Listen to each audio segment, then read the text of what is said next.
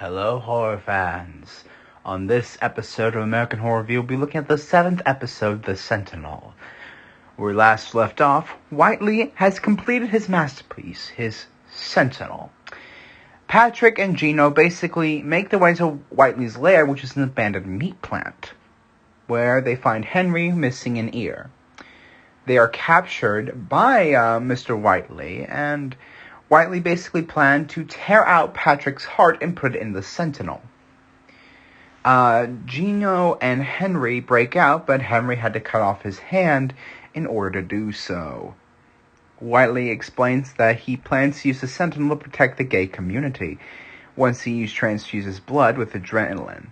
But he was stopped by Gino and Henry, and Patrick shot and killed Mr. Whiteley, ending his reign of terror once and for all.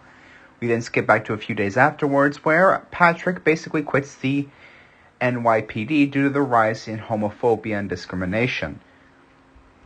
We learned that Patrick also went to the press about the NYPD's apathy in the matter. Adam tries to identify the bodies, the body parts of the Sentinel to see if it's Sully's, but none of them fit, making Adam believe there's another threat out there. Hannah basically reveals to Adam about this mystery illness and how Sullivan was one of her first patients. Adam believes that Big Daddy is targeting people with this illness, and apart from the Mai Tai killer, and Patrick begins to see visions of Barbara outside the apartment. Gino and Patrick plan to go on vacation. Hannah begins feeling illness, with her plan to go visit her mother, while Big Daddy watches from the window. Gino basically writes an editorial for the Pride issue, which is basically the inevitability of death and the value in trauma to unite and defend the gay community.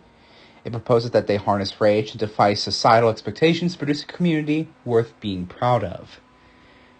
Personally, this is, in my opinion, not a strong episode, but it's still, it ties up the Mai Tai killer arc.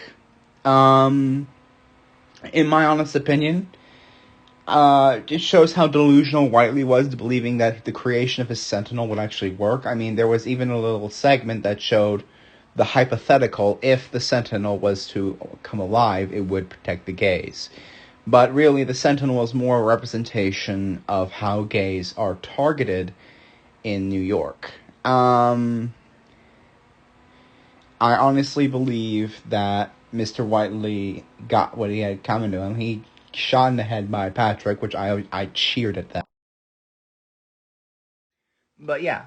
Anyways, this has been American Horror News. I will see you all in the review for the next episode, which would be Fire Island.